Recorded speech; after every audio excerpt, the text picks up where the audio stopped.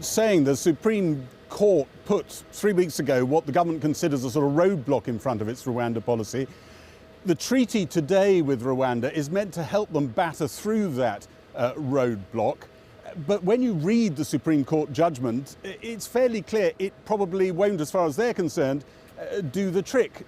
The judges thought that there were very deep cultural issues in Rwanda that couldn't be addressed. It doesn't look as though a quick fix would quite do it for them. And although the government today said this will do the job, should do the job, they are, of course, preparing what they call emergency legislation in the background to accompany this. That's meant to armour plate the Rwanda policy, as it were, to fend off any sort of challenge in the courts. But that very policy is taking longer than the government might like, and it is splitting Conservative backbenchers. One of them said to me tonight, the mood is very bloody. If they don't disapply international agreements, this could get very messy. On the other side of the party, of course, you have other people who say disapplying international agreements would itself be an appalling act for a British government to do. A very testy decision. That legislation still locked inside number 10, hasn't emerged yet, still being worked on. Today, though, we got the treaty. In the 18 months since this plane sat on a Wiltshire runway ready to deport asylum seekers to Rwanda, not one has made the journey. But 3 Home Secretaries have. James Cleverly today, following in the footsteps of Suella Braverman and Priti Patel. It's the latest attempt to make the government's Rwanda deportation policy workable, after the Supreme Court ruled it couldn't trust Rwanda to respect the safety of those deported there. We feel very strongly that this treaty addresses all the issues raised by their lordships in the Supreme Court. The treaty declares that those relocated to Rwanda cannot be deported to the country they first escaped. There'll be a new body, the treaty says, to hear appeals if asylum is refused inside Rwanda. Those refused asylum, the treaty says, will still be allowed to stay in Rwanda. The government's promised independent monitoring of migrants' conditions and a confidential whistleblowing system for complaints. Rwanda has now established a strong reputation for the humane and professional administration of refugees and migrants. It's only 3 weeks since the Supreme Court ruled that Rwanda's actions have repeatedly fallen short of its international commitments. Extrajudicial killings, deaths in custody, enforced disappearances and torture. Since Rwanda has ratified many international human rights conventions, this evidence raises questions as to its compliance with its international obligations. Government sources have said the Supreme Court's judgments on life in Rwanda were out of date. But the Supreme Court detected ingrained behaviour in the Rwandan government that drove its judgment.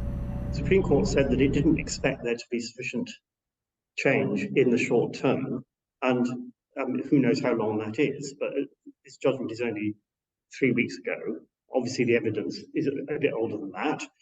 But you're right, the Supreme Court talked about both practices but also culture amongst the authorities in Rwanda and their understanding of their international obligations being deficient.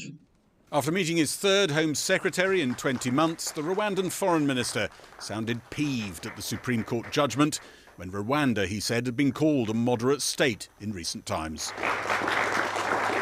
How did we go from model to dangerous country in just 4 short years? And how much of this perception is linked to internal UK politics? Although James Cleverly said after today's treaty the courts should be satisfied, the government's still working on additional new legislation aimed at fending off legal challenges due to emerge this week. Gary Gibbon reporting. Well, earlier I spoke to Yolande Makolo, the spokesperson for the Rwandan government, and I began by asking her about the Supreme Court ruling which claimed that Rwanda had an inadequate understanding of the asylum procedure. Well, we don't agree with it. For the last 30 years, we've been hosting close to, actually more than 130,000 refugees in Rwanda. Some have been here for decades. Our track record in welcoming and hosting refugees speaks for itself. I just wonder what's in it for you? What's in it for Rwanda? Is this all about money? Well, I'm sure that you know that irregular migration is a big global problem. This irregular migration crisis affects many countries. It also affects us as Africans, as Rwandans in Africa. We do not want to lose talent. We do not want to lose young Africans in these dangerous journeys to the north. They are moving because they are seeking economic opportunities. There is a global imbalance in economic opportunities. So are you saying, right, are you saying that you would be welcoming in Syrians, and Afghans, even if they weren't coming via Britain? You'd want them to come to Rwanda anyway. Is that what you're saying? Anyone seeking asylum in Rwanda will receive asylum, will go through our asylum process and receive the safety and protection that they need in the tradition that we have had in Rwanda. But the British government is paying you a lot of money for this. I'm assuming that money is important for you, otherwise you wouldn't be considering this at all. Well, money is important to take care of migrants and refugees. This is why it's called a Migration and Economic Development Partnership.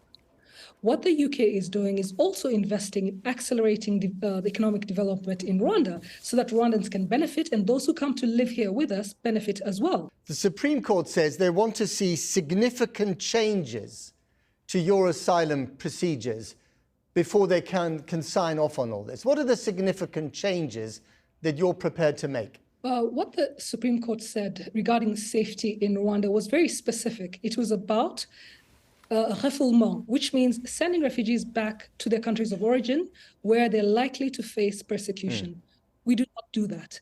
What we have done with our partners in the UK is to re-emphasize and reinforce the guarantees that were in the Memorandum of Understanding into a new treaty that was signed today.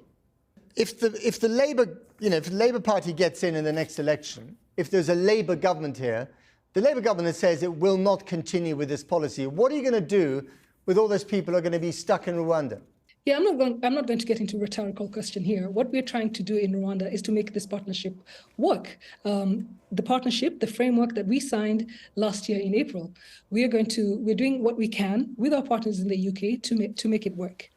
And we are prepared to receive the migrants who will be relocated here, offer them shelter and safety and opportunities. This is what the partnership is about. Amnesty International has been very critical of your record on human rights in the past. And many people wonder whether Rwanda really is the kind of place that you want to end up in when you've escaped a country like Afghanistan or Syria. What's your response to that charge? Well, why don't you ask the Afghani girls' school that has relocated here, has been up and running less than a week after they arrived. They're bringing in Afghani girls who are in refugee camps all over the world. They're happy to be here. They're thriving.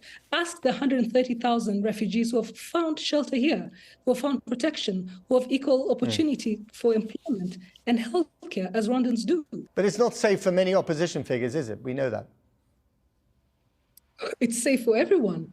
We all have to abide by the rules, by the laws. We're a country of rule of law. Okay, going to leave it there. Yolande Makolo, thank you very much indeed. Thank you.